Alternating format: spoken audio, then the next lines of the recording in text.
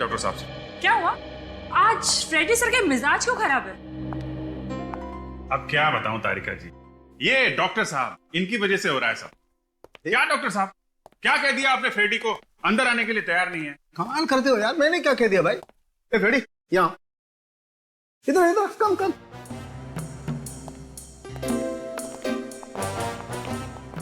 क्यों भाई, क्या बात है? मैंने क्या कहा तुमसे? हाँ, परसों तो आपने कहा था ना, फॉरेंसिक लैब में आना है तो दिमाग का ताला खोल के आना है, वरना आना ही नहीं है। हाँ यार, तो ठीक ही कहा। अरे तुम लैब में आते ही इतने टेढ़े मेढ़े सवाल करने लगते हो तो कहना तो पड़ेगा, इसमें नाराज क्यों होते हो यार? अरे जाने दीजिए डॉक्टर साहब, कभी कभी ऐसे केस आ जाते हैं कि दिमाग में टेढ़े मेढ़े सवाल उठने लगते। अब इस केस में लीजिए, तीन लोगों को गोली लगी है, लेकिन अभी तक ये पता नहीं चल रहा है कि गोली चली कहां से। हवा में से। क्या? हवा में से? हाँ, और इन तीनों की मौत एक ही गोली से हुई है। क्या? एक ही गोली से? हाँ अभिजीत, तीनों को एक ही गन से और एक ही बुलेट से मारा गया है। हवा में से गोली चली, एक गोली से 3 लोग मर गए। तीन लोग मर गए। अरे ये कैसे हो सकता है सर? फिर आप कहेंगे कि फ्रेडी टेढ़े मेढ़े सवाल पूछता रहता है। अरे नहीं फ्रेडी, एक बार तो वाकई इस सवाल ने मेरी भी खोपड़ी घुमा दी थी, लेकिन बाद में दिमाग लगाया और घाव को अच्छी तरह से देखा तो समझ में आया। घाव देख के? क्या क्या समझ में आया? हमें भी तो समझाइए। मैं बताता हूँ। ये देखो, इसके घाव को देखो। इस आदमी को गोली यहाँ सीने पर लगी है। वो तो साफ दिखाई दे रहा है। अरे यार, पहले पूरी बात सुन लेनी चाहिए सचिन। हाँ, अगर ये दिखाई दे रहा है तो ये भी तो दिखाई दे रहा होगा कि इसे यहाँ सीने से काफी ऊपर गोली लगी। और ये देखो, इस आदमी को गोली गर्दन पर लगी। तो ये अभिजीत, ये तीनों लोग एक ही लाइन में खड़े हुए थे, आगे पीछे। और ये पहला वाला आदमी खूनी से करीब 1.5 से 2 फीट की दूरी पर था और खूनी ने गोली नीचे से चलाई, यूं। लो, फिर से बम फोड़ दिया। अरे डॉक्टर साहब, मेरा नहीं, फ्रेडी का तो ख्याल करो। साफ साफ बताओ, कहना क्या चाहते हो? मैं जो कहना चाहता हूं वो आप लोगों को दिखाता हूं। आइए फ्रेडी, आजा।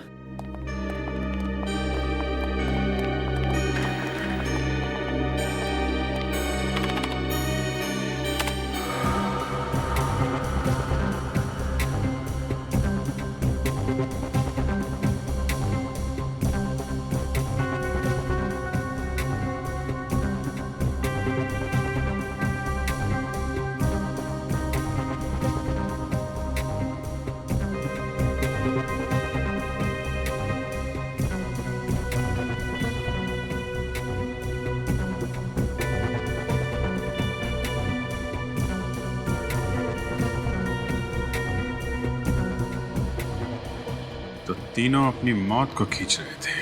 सर, मेरी समझ में ये नहीं आ रहा है कि उन तीनों मरने वालों का आपस में कनेक्शन क्या है। फ्रेडी एक एक्स पुलिस ऑफिसर विजय है, दूसरा बिजनेसमैन विक्रम, और तीसरा वो आदमी जिसके पास से हमें ड्रग्स मिले थे। तीनों के तीनों एक साथ उस बिल्डिंग के छत पर थे। क्यों? कोई ना कोई कनेक्शन तो जरूर होगा ना उस तीनों के बीच में, इसीलिए तो वहां उस छत पर थे एक साथ। सर, ड्रग्स का चक्कर हो सकता है, शायद वहां कोई ड्रग डील हो रही हो। अगर ऐसा है तो फिर वो एक्स पुलिस ऑफिसर वहां पे कर क्या रहा था? हो सकता है वो एक्स पुलिस ऑफिसर उस ड्रग का गैंग मेंबर हो, या फिर ये भी हो सकता है कि वो किसी का पीछा कर रहा हो। लेकिन हमें पता लगाना चाहिए उस तीसरे आदमी का। वो तीसरा आदमी जिसके पास से वो ड्रग्स मिले थे, वो कौन है? मगर सर, उन तीनों को इतनी प्लानिंग करके मारा किसने होगा? मारा जिसने भी हो, पर वो वहां शायद सिर्फ एक को मारने आया होगा और बाकी के दोनों बस गेहूं में घुन की तरह पिस गए। हाँ रजत, हो भी सकता है और नहीं भी, लेकिन एक बात पक्की है कि उन तीनों के हाथों पर रस्सी के निशान थे। रस्सी के तीनों के तीनों करने क्या गए थे रस्सी के साथ बिल्डिंग के छत पर? चक्कर क्या है रस्सी का? एक बात और, विक्रम के मैनेजर ने हमें बताया था कि उसने कभी भी विक्रम के मुंह से विजय का नाम नहीं सुना था। मतलब विक्रम विजय को जानता नहीं था, है ना? जी सर। हो सकता है विजय विक्रम को जानता हो, तो पता लगा। देखो देखो क्या संबंध था विजय और विक्रम के बीच में, क्या संबंध था।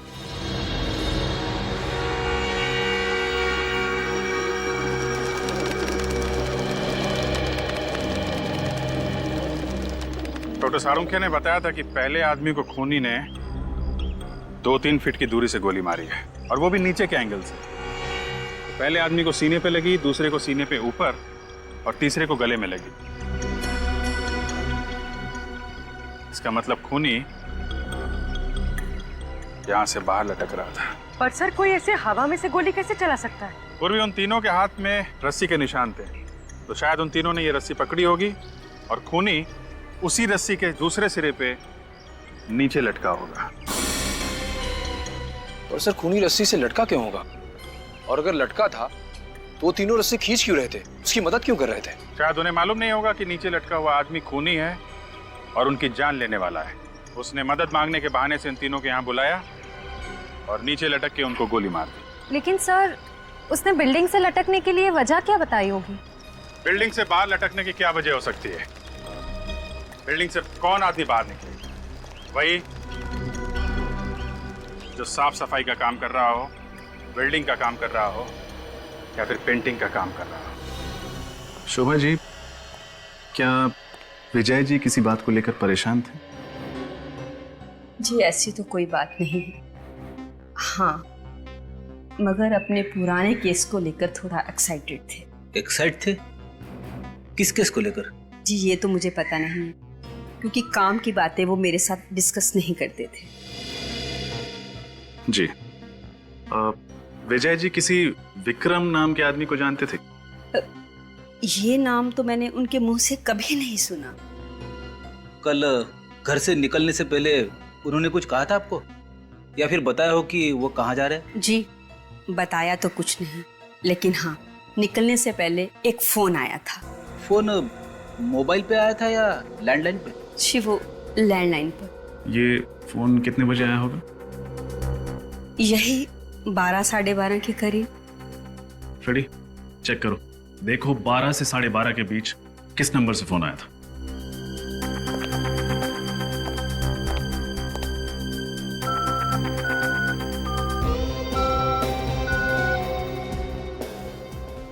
सर 12 और 12:30 के बीच सिर्फ एक ही फोन आया था। कोई लैंडलाइन नंबर है? फोन करो उस लैंडलाइन पे, देखो कहाँ का नंबर है। यस।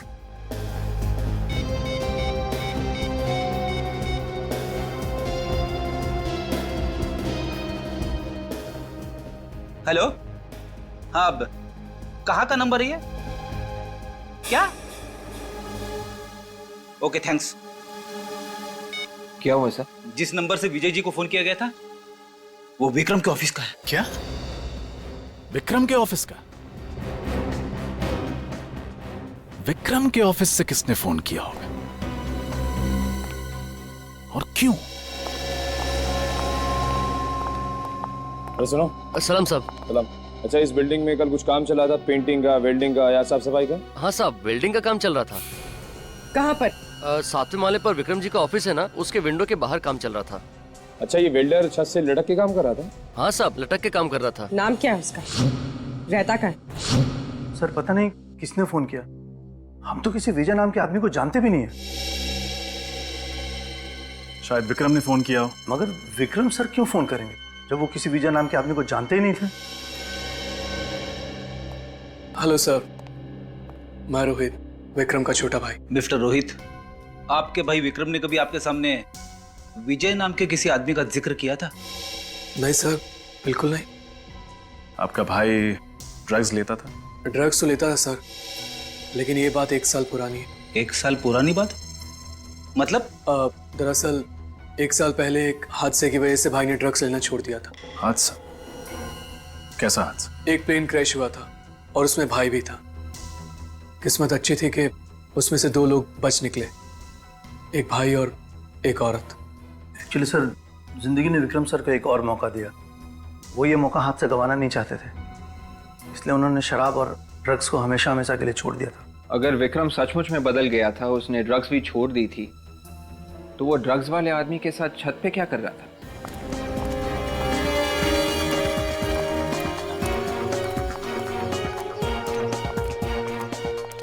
सर,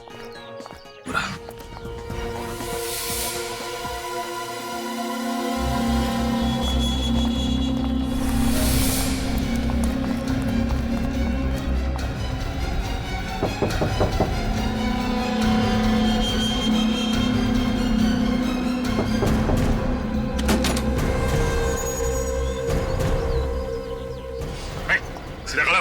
क्या कर रहे हैं? देखो अंदर गन मिलती है क्या? कौन है आप लोग? हम लोग सीआईडी से। सीधा खड़ा रहे। लेकिन मैंने क्या है? अभी पता चल जाएगा। तिगड़ी स्क्वायर बिल्डिंग में तू वेल्डिंग का काम करने गया था ना? जी, मैं ही गया था 7th फ्लोर पे। लेकिन मैंने क्या है? खून किया है तूने? खून? हाँ, 3 लोगों का खून किया है तूने। नहीं साहब, मेरा विश्वास कीजिए, मैंने कोई खून नहीं किया। देख, झूठ मत बोल, सच सच बता। अरे साहब, मैं क्यों झूठ बोलूंगा? मैं तो दोपहर 1 बजे खाना खाने गया था और जब लौट के वापस आया तो गार्ड ने कहा कि अंदर मत जाओ, खून हो गया है, काम मत करो, जाओ। फंसने के बाद हर अपराधी ऐसे ही कहता है। सच तो ये है कि तूने उन तीनों का खून किया और वहाँ से भाग गया। नहीं मैडम, मेरा विश्वास कीजिए, मैंने कोई खून नहीं किया है। फिर एंट्री बुक में बाहर जाने का टाइम क्यों नहीं लिखा? मैं जल्दी में निकल गया था और वैसे भी खाना खाने के बाद वापस काम पे ही आना था, इसीलिए मैंने साइन नहीं किए। अच्छा, आप ये बताइए, कल विक्रम से मिलने कौन कौन आए थे? सर, रोज की तरह कल भी 10-12 मीटिंग्स थी उनकी। कोई खास बात उन मीटिंग्स के बारे में? वैसे तो कोई खास बात नहीं थी, लेकिन बहुत दिनों बाद कल ध्रुव सर आए थे। ये ध्रुव कौन है? सर, ध्रुव भाई का x business partner. X business partner? हाँ सर, दरअसल 1 साल पहले भाई से उसने पार्टनरशिप तोड़ दी थी। क्यों? सर, ध्रुव पाई के लिए मोहताज हो गया था और उसे लगता था कि इसकी वजह विक्रम है, जिसने सारा पैसा अपने नाम कर लिया। सर, उस वक्त ध्रुव सर ने विक्रम सर को जान से मारने की धमकी भी दी थी। कहाँ मिलेगा ये ध्रुव? सर, घर के अंदर कोई गन नहीं मिली। साहब, मेरा विश्वास कीजिए, मैंने कुछ भी नहीं किया है। अगर तुमने कुछ नहीं किया तो फिर खूनी ने तुम्हारा ही फटा और तुम्हारी रस्सी कैसे इस्तेमाल की? सर, ये सब मुझे नहीं मालूम, लेकिन खून मैंने नहीं किया साहब, मैंने खून नहीं किया। एक बात बताओ, जब तुम वहाँ पे काम कर रहे थे तब तुमने किसी ऐसे आदमी को देखा जो तुम पे नजर रख रहा हो, खास करके उस समय जब तुम छत के आसपास रहे हो? नहीं साहब। अगर ये सच कह रहा है तो इसका मतलब यह है कि इसके जाने के बाद 1 बजे खूनी वहां पे आया और इसी की रस्सी और इसी का फट्टा इस्तेमाल किया और इसके आने से पहले खून करके वहां से निकल गया।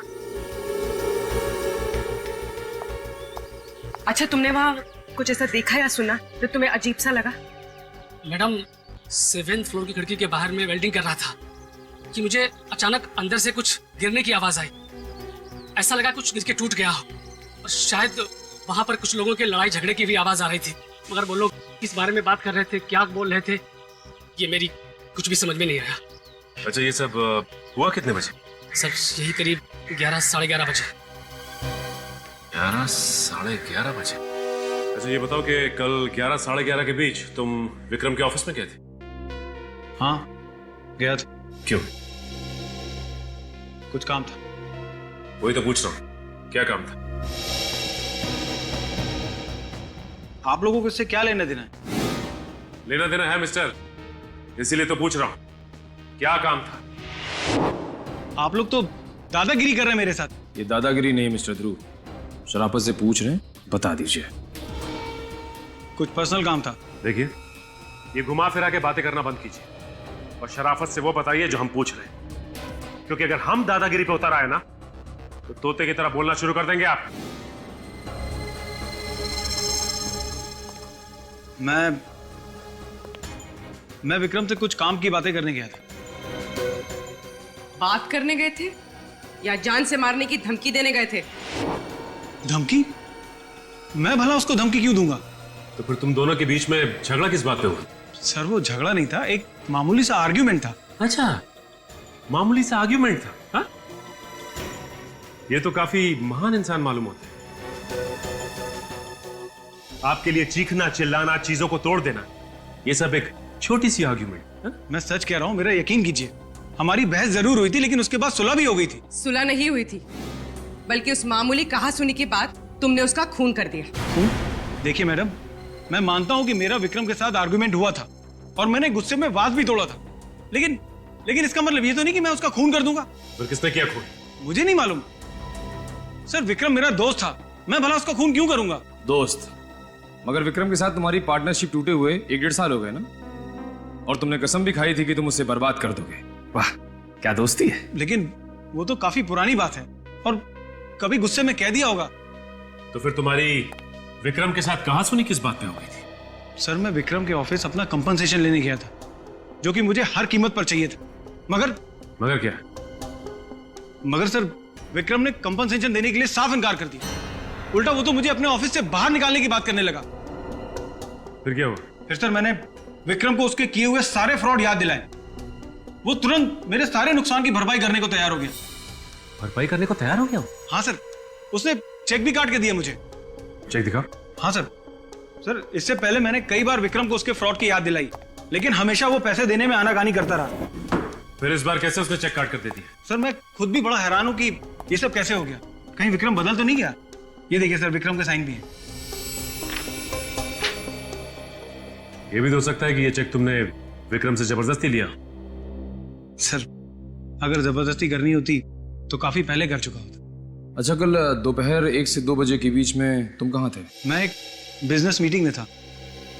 आप चाहें तो पूछ सकते हैं। वो तो हम पूछ ही लेंगे, लेकिन आप ये बताइए कि आपने विक्रम के आसपास ऐसा कुछ देखा या सुना जो अजीब सा लगा? हाँ सर, मैं जब विक्रम के ऑफिस से बाहर निकल रहा था तो मैंने विक्रम को किसी से फोन पे बात करते हुए सुना था। क्या बात कर रहा था? सर, वो बड़ी टपोरी लैंग्वेज में बात कर रहा था। लेकिन वो बात किससे कर रहे थे? किससे? भीकू नाम के किसी आदमी से बात कर रहा था।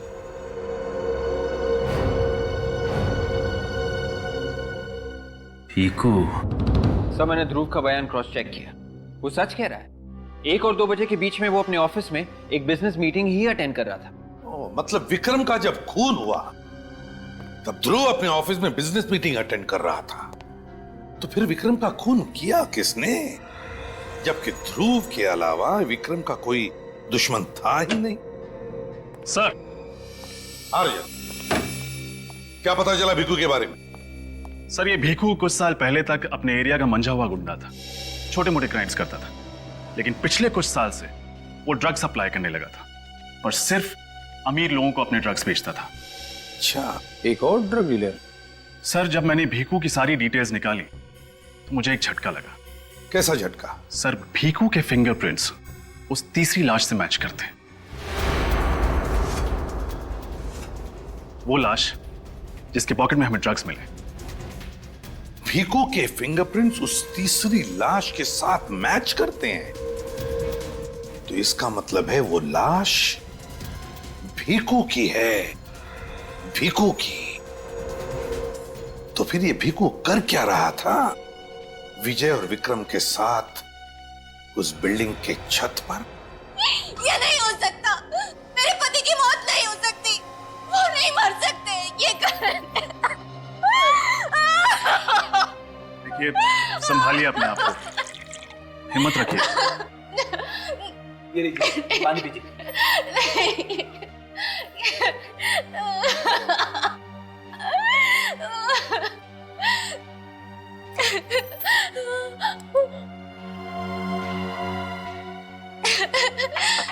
किसने मारा मेरे पति को? कौन है? मैं उसे नहीं छोड़ूंगी। देखिए, हम भी ढूंढने की कोशिश कर रहे हैं कि खूनी कौन है। आपने कभी विक्रम का नाम सुना? जी नहीं, मैं विक्रम को नहीं जानती। देखिए, प्लीज ध्यान से सोचिए। आपके पति भीकू ने कभी भी विक्रम के बारे में जिक्र किया था? जी नहीं। आप कम से कम ये तो जानती होंगी कि भीकू ड्रग्स का धंधा करता था। जी, ड्रग्स का धंधा करते थे। पिछले 7-8 महीने से वो एकदम सुधर गए थे। सुधर गए? अब ये अचानक कैसे सुधर गया भीकू? जी, वो ड्रग्स डीलर की जिंदगी से बहुत तंग आ गए थे। तंग आ गया था या कोई और बात थी? जी वो तो मैं नहीं जानती कि कोई और बात थी या नहीं, मगर उन्होंने मुझसे कहा था कि अब हमें ये सब करने की कोई जरूरत नहीं है, इसलिए। क्यों? ऐसा क्या मिल गया था भीखू को जो वो गलत धंधे छोड़ने को तैयार था? उन्हें हर हफ्ते एक अच्छी खासी रकम मिल जाती थी जिसमें हम लोग आराम की जिंदगी जी लेते थे। अच्छी खासी रकम, वो भी हर हफ्ते? कहाँ से आते थे ये पैसे? जी वो मुझे नहीं मालूम, पर वो हर हफ्ते एक पैसों का पैकेट लेकर आते थे। पैसों का पैकेट? ये पैकेट होंगे आपके पास? जी। जरा दिखाएंगे कैसे हैं ये पैकेट? जी। भीखू जैसे आदमी को अचानक इतने सारे पैसे मिलना, कहीं ऐसा तो नहीं कि उसने ड्रग्स का धंधा छोड़ के कोई और गलत काम शुरू कर दिया हो सकता है विवेक। चोर चोरी से जाए, हेरा फेरी से नहीं।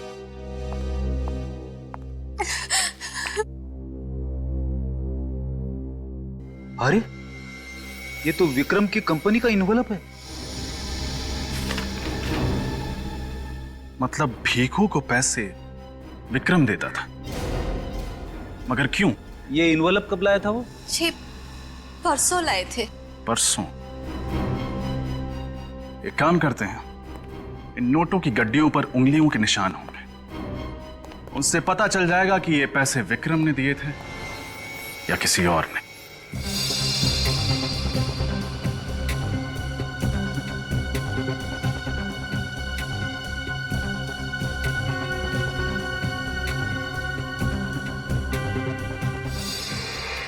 ये क्या? नोटों के बंडलों के ऊपर रघु की उंगलियों के निशान? हाँ सर। मगर रघु की तो 1 साल पहले प्लेन क्रैश में मौत हो गई थी, तो फिर उसकी उंगलियों के निशान कहां से आए? वही तो फ्रेडी, वही तो। रघु की उंगलियों के निशान आए कैसे और कहां से? इसका एक ही मतलब हो सकता है कि उस प्लेन क्रैश में रघु की मौत हुई नहीं, रघु बच गया रघु। वरना एक दिन पहले लाए हुए नोटों के बंडलों पर उसकी उंगलियों के निशान आएंगे कहां से? रघु बच गया उस प्लेन क्रैश में, रघु बच गया। लेकिन उस प्लेन क्रैश में विक्रम भी तो था। उस प्लेन क्रैश में विक्रम भी तो था ना, वो भी तो बच गया था। हाँ सर, उस प्लेन क्रैश में 2 ही लोग बचे थे, एक औरत और दूसरा ये विक्रम। एग्जैक्टली, वही तो। कैसे? मेरा तो दिमाग घूम गया सर। अब उस प्लेन क्रैश में सिर्फ एक आदमी बचा था। रघु अगर जिंदा था तो विक्रम की मौत हो जानी चाहिए थी ना। मगर सर विक्रम की लाश तो हमें उस बिल्डिंग की छत से मिली थी। सब समझ में आ रहा है, सब समझ में आ रहा है। वे एक काम करो, रघु की उंगलियों के निशान विक्रम की लाश की उंगलियों के निशान के साथ मैच करके देखो, सब साफ हो जाएगा। Yes sir. देखो,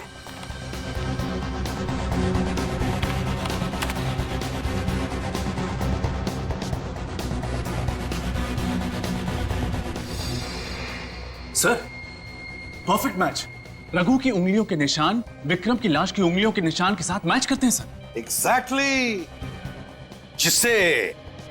जिसे हम विक्रम की लाश समझ रहे थे, वो विक्रम की लाश नहीं बल्कि रघु की लाश थी, रघु की लाश। मगर सर ऐसा कैसे हो सकता है? रघु ने अपना चेहरा ऐसे कैसे बदल दिया? विक्रम कैसे बन गया? ऐसा ही हुआ है विवेक, ऐसा ही हुआ है।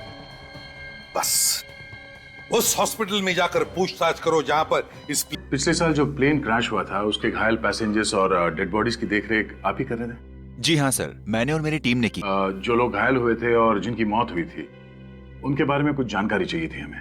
वो प्लेन बहुत बुरी तरीके से क्रैश हुआ था। हमने बहुत कोशिश की सर, लेकिन सिर्फ 2 लोगों को बचा पाए। और उनमें से एक का नाम था विक्रम। क्या आप हमें बता सकते हैं कि जब उस आदमी को यहाँ लाया गया तो वो किस हालत में था? जब उसे यहाँ लाया गया था उसकी हालत बहुत खराब थी। उसका शरीर बिल्कुल जल गया था, चेहरा तो बिल्कुल पहचान में नहीं आ रहा था। तो फिर आपने उनकी प्लास्टिक सर्जरी की? जी हाँ। डॉक्टर साहब, आपको इस बात का यकीन कैसे हुआ कि जिस आदमी का आप लोग प्लास्टिक सर्जरी कर रहे हैं वो विक्रम ही है? हो सकता है वो कोई और था जिसे आप लोग विक्रम समझे। उस क्रैश के वक्त यहाँ पर 100 से ज्यादा लोगों को लाया गया था और सबकी हालत बहुत खराब थी और हमारे पास टाइम कम था, इसलिए हमने पेशेंट की पहचान उनके सीट नंबर से की। उसी से पता चला कि वो विक्रम है और उसकी तस्वीर की मदद से उसका चेहरा ठीक किया। जानकारी के लिए बहुत बहुत शुक्रिया। Thank you doctor. You welcome. Sir एक बात समझ नहीं आई, रघु को विक्रम का चेहरा तो मिल गया, लेकिन उसके घर वालों ने उसके हाव भाव, उसकी आदतों से कभी पहचाना नहीं कि विक्रम नहीं कोई और है। हो सकता है रघु विक्रम को अच्छी तरह से जानता हो, इसलिए बड़ी आसानी से उसका हमशक्ल बन के उसकी जिंदगी जीने लगा। हमें यह पता करना चाहिए कि रघु और विक्रम इन दोनों का आपस में क्या कनेक्शन था।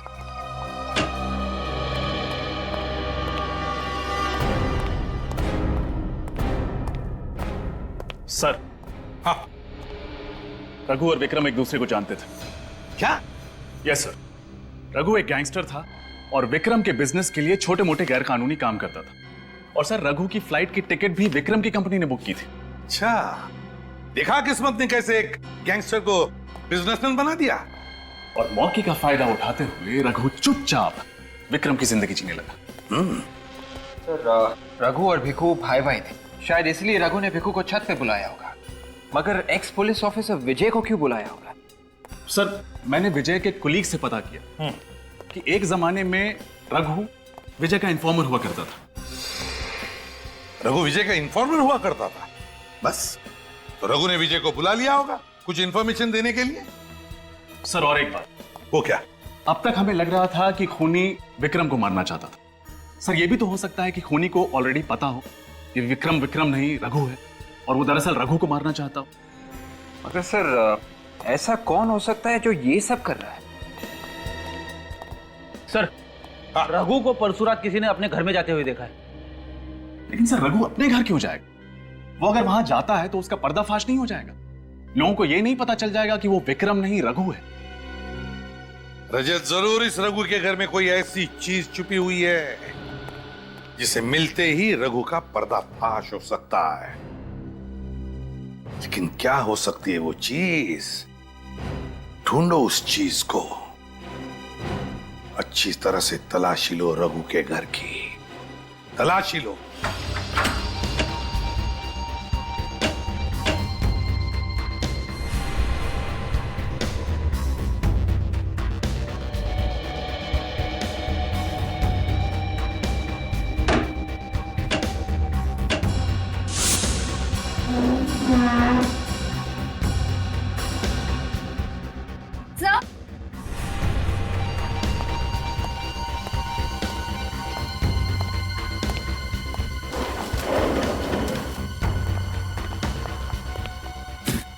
सर इतने बड़े पैकेज में क्या हो सकता है? खोल के देखते हैं।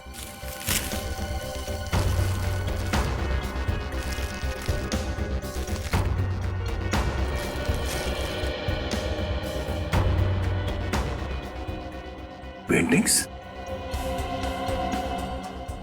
काफी महंगी पेंटिंग्स है ये। इतनी महंगी पेंटिंग्स ये रघु के पास कहां से आई? रघु तो अभी विक्रम बन के घूम रहा है ना, और सर अब उसके पास इतने पैसे हैं कि वो ये पेंटिंग्स आसानी से खरीद सकता है। हम मगर रघु ने ये पेंटिंग्स यहाँ पे छुपाया क्यों? अगर ऐसा होता तो अपने घर पे सजा के रखता।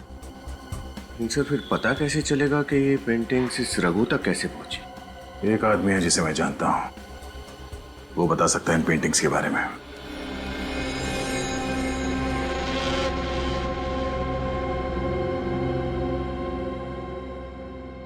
ये देखो, रॉको, एक बहुत ही महान इटालियन पेंटर जिसने ये पेंटिंग बनाई। अरे वाह सर, मुझे पता नहीं था आपकी पेंटिंग्स में इतनी दिलचस्पी है। हाँ, जब कभी टाइम मिल जाता है। वैसे ऐसा होता बहुत कम है, मेरे भी हॉबीज हैं। दया के पेंटिंग में इंटरेस्ट लेने का श्रेय थोड़ा बहुत मुझे भी जाता है। नमस्ते। नमस्ते। ये संजीव जी हैं, world art expert. Sanjeev ji, यही है वो पेंटिंग जिसके बारे में मैंने आपसे बात की। हाँ जी, तो बड़ी कीमती पेंटिंग्स है। इसको रशिया के पेंटर मैरो सामा ने बनाई थी। इनकी कीमत तो करोड़ों में है। इन पेंटिंग्स को लंदन के साउथ में ऑक्शन में बेचा गया था और मैं वहां था। आप बता सकते हैं कि ये पेंटिंग्स किसके नाम पे खरीदी गई थी? इनको खरीदने वाला और कोई नहीं, इंडिया के मशहूर आर्ट कलेक्टर यशवंत जी थे। सर ये यशवंत जी विक्रम के मामा हैं। यशवंत विक्रम के मामा हैं? और संजीव जी, आपने ये क्यों कहा कि यशवंत आर्ट कलेक्टर थे? क्योंकि थे, अब नहीं है। आज से 3 साल पहले आर्म रॉबरी में उनको मार दिया गया था और उनका सारा कलेक्शन लूट के ले गए थे। अगर उनका सारा आर्ट कलेक्शन लूट लिया गया तो फिर ये पेंटिंग्स रघु को कहां से मिली? सर, विक्रम के चाचा यशवंत के घर से जो पेंटिंग चोरी हुई थी, उनका मर्डर हुआ था उस केस की फाइल।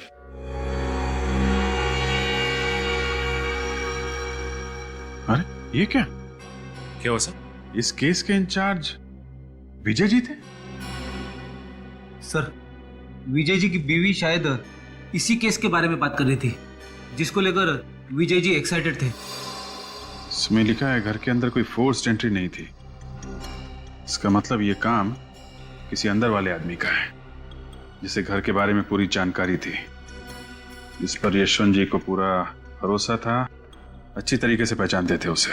मगर सर, वो आदमी कौन था जिस पे विजय जी को शक था? मजेदार बात यह है कि उसका नाम विक्रम है। विक्रम पे शक था? हाँ, विक्रम पे शक था, मगर सबूत न मिलने की वजह से ये केस पेंडिंग पड़ा हुआ था। सर, एक बात समझ में नहीं आ रही कि ये रघु और विक्रम, इसने विजय जी को क्यों बुलवाया और वो ये पेंडिंग केस क्यों खुलवाना चाहता था, जबकि वो अच्छी तरह से जानता था कि अगर ये पेंडिंग केस खुल गया तो वो फंस जाएगा, क्योंकि दुनिया की नजरों में वो विक्रम है। इसका मतलब रघु को पता चल गया था कि असली खूनी कौन है, यशवंत जी का खून किसने किया और किसने वो पेंटिंग चुराई। वो चाहता था कि असली खूनी पकड़ा जाए, जिसकी वजह से विक्रम का नाम इस केस से साफ हो जाए, रघु बाकी की जिंदगी आराम से गुजार सके विक्रम बनके। सर, यशवंत जी का खून किसने किया और वो पेंटिंग किसने चुराई? कोई ऐसा आदमी जिसे मालूम था कि विक्रम विक्रम नहीं, रघु है। ओह डार्लिंग, अभी तक तुमने मुझे पहचाना ही नहीं। यू नो व्हाट, सांप का कांटा बच सकता है, बिच्छू का कांटा बच सकता है, लेकिन मेरा यू जस्ट डोंट वरी, तुम्हें घबराने की कोई जरूरत नहीं। और फिर तुम तो जान हो हमारी, सारे रास्ते साफ हो चुके हैं और अब जल्द ही तुम हमारी दुल्हन बनोगी और इस सारी जायदाद। सर, आप यहाँ? हाँ, वो शादी का तोहफा देना था। तोहफा? कैसा तोहफा सर? खुद ही देख लो। सर, ये तो वही पेंटिंग है जो मेरे मामा यशवंत के घर से चोरी हुई थी। हाँ, रघु के घर से मिली, उसी ने चुराई थी। Thank you sir. सर, मेरे भाई के कातिल का पता चला? हाँ, पता चल भी गया है और नहीं भी। मतलब ये कि हम जानते हैं खूनी कौन है, पर हम चाहते हैं कि वो खुद ही सब कुछ उगल दे। कौन है सर? किसने मारा मेरे भाई को? शायद तुम। मैं भला अपने भाई का खून क्यों करूंगा सर? भाई को नहीं, रघु को तो मार ही सकते हो ना। अपने अंकल यशवंत को मार सकते हो।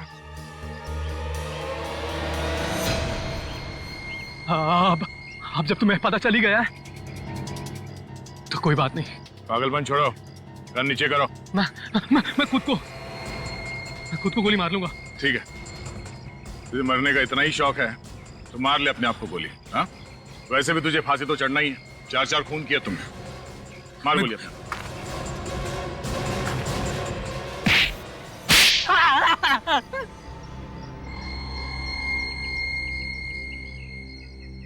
हाँ सर, मैं नहीं मारा है अपने मामा यशवंत को और उन तीनों को भी। क्यों मारा अपने अंकल यशवंत को? मैं अपने मामा को नहीं मारना चाहता था सर, लेकिन उन्होंने मुझे वो पेंटिंग्स चुराते हुए देख लिया। और कहीं वो पुलिस को ना बता दे, इसलिए तुमने उन्हें अपने रास्ते से ही हटा दिया। और फंस गया विक्रम, तो फिर रघु और विक्रम, उसे क्यों मारा तुमने? सर, मुझे पता चल गया था कि प्लेन क्रैश में मेरे भाई की मौत हो गई है।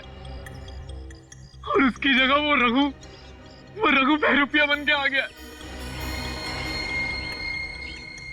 इसलिए मैंने उसको भी मार डाला सर। और उस रघु उर्फ विक्रम को ये पता चल गया था कि वो पेंटिंग्स तुमने चुराई थी। हाँ, और उस दिन उसने वही बताने के लिए इंस्पेक्टर विजय को छत पर भी बुलाया था। और इससे पहले कि इंस्पेक्टर विजय को सच्चाई का पता चल जाता, तुमने उन तीनों का खून कर दिया। हाँ सर। बहुत खूब, बहुत फुल प्रूफ प्लानिंग बनाई थी तुमने। तुम्हारे सारे पत्ते एक झटके में बिखर गए। तुमने वो कहावत तो सुनी होगी, जो बोओगे वही पाओगे।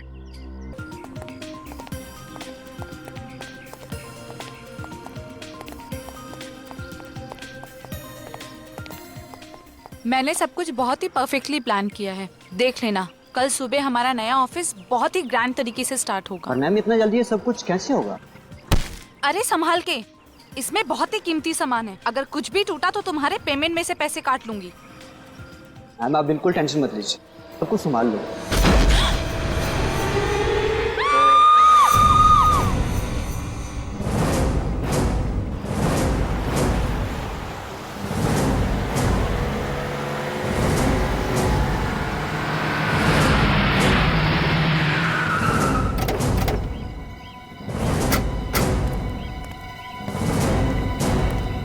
एक्सक्यूज मी, एक मिनट।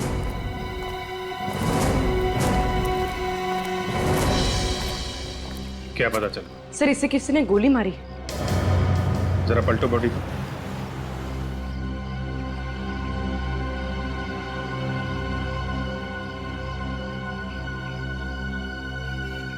गोली आर पार हो गई है। हाँ सर। किसी ने देखा गोली चलाने वाले को? नहीं सर। अच्छा, गोली की आवाज? नहीं सर, किसी ने आवाज भी नहीं सुनी। गोली चलाने वाले को नहीं देखा, गोली चलने की आवाज नहीं आई, मतलब मारने वाला पूरी तैयारी के साथ आया था। साइलेंसर लगा के मारा है। सर, आदमी ऊपर से गिरा है यहाँ पे। वहां ऊपर से? हाँ सर। किसी ने देखा ऊपर से गिरते हुए? हाँ सर, इन लोगों ने। क्या देखा आप लोगों ने यहाँ पे? सर, मैं यहाँ खड़े होकर अपने असिस्टेंट से बात कर रही थी और अचानक से ये लाश ऊपर से मुंह के बल यहाँ गिरी।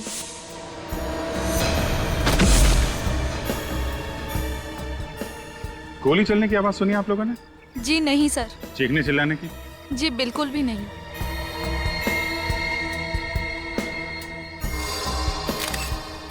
कौन है ये आदमी, आप लोग जानते हैं? नहीं सर। नहीं सर। ये यहाँ काम नहीं करता क्या? I don't think so. नहीं सर।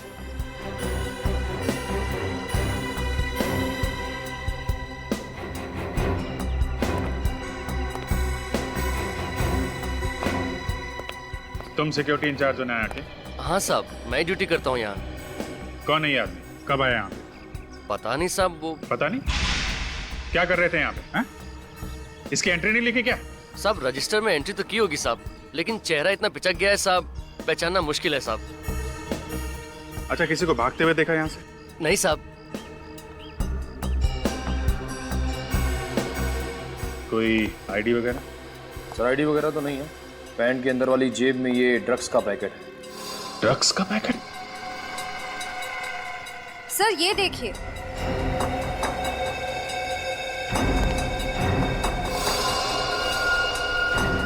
ये तो रस्सी का निशान। लेकिन सर, ये आदमी ऊपर रस्सी के साथ क्या कर रहा होगा?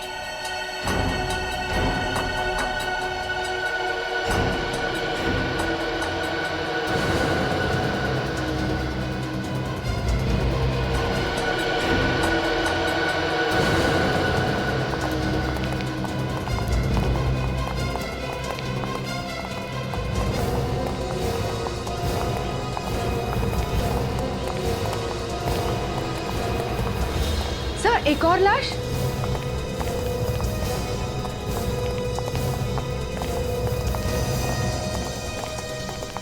विजय जी? सर आप जानते हैं इन्हें? हाँ, ये एक रिटायर्ड पुलिस ऑफिसर है। पिछले साल ही रिटायर हुए थे। Retired police officer? सर, यहाँ क्या करने आए होंगे? सीने पे गोली मारी है। सर इनको भी गोली आर पार हो गई, पहली लाश की तरह। My God. इनको भी गोली मारी,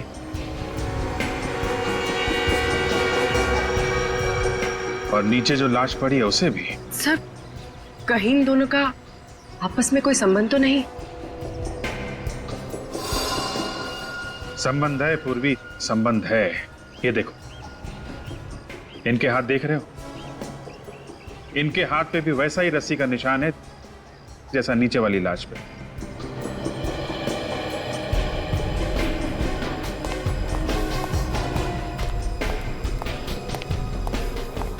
सर, लाश फोरेंसिक भिजवा दी। माय गॉड, क्या हुआ सर? ये सब क्या हो रहा है?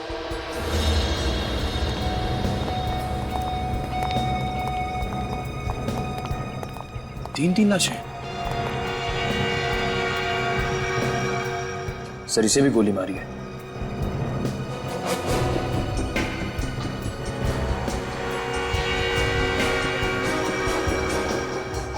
सर, एग्जिट वोल नहीं है, मतलब सर गोली अभी भी अंदर है। सर, बाकी दो को गोली आर पार हो गई है, इन्हें नहीं। क्या चक्कर है? सर इसके हाथ पे भी रस्सी का निशान है।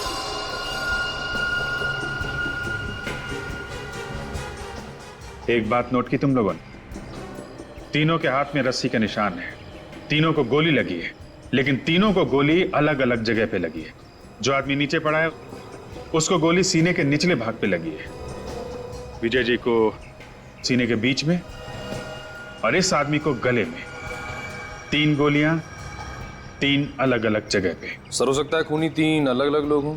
हो सकता है, मगर कितनी अजीब बात है, 3 खून हुए हैं यहाँ पे और किसी ने भी खूनी को देखा नहीं। इधर आओ। जी साहब। इन्हें पहचानते हो? साहब, ये तो विक्रम जी हैं। विक्रम जी? कौन है ये? इनका ऑफिस नीचे ही है। नीचे ही ऑफिस? जी। निखिल, इसके साथ जाओ और ऑफिस में से किसी को लेके आओ यहाँ पे। सर, आइए।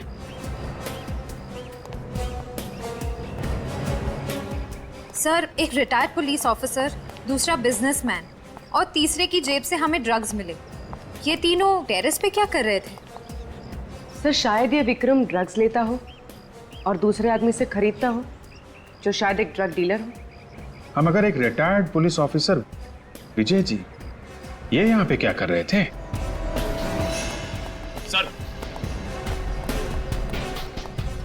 सर, ये सुनील जी, विक्रम जी के मैनेजर।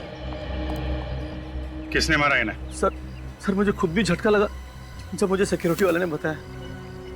आज ही ऑफिस आए थे? जी सर, इनफैक्ट विक्रम सर मेरे साथ ही मीटिंग में थे। जब ये आपके साथ मीटिंग में थे तो वो यहाँ कैसे पहुंचे? जी, वो तकरीबन 1 बजे सिगरेट पीने के लिए ऊपर आए थे। ये सिगरेट पीने हमेशा यहीं पे आते थे? जी।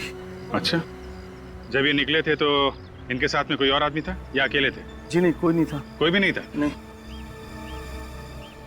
सर, हो सकता है विक्रम जी ने दोनों को बुलाया हो ऊपर टेरिस पे। हाँ, मगर एक बिजनेसमैन को क्या काम आ पड़ा, एक ड्रग वाले से और एक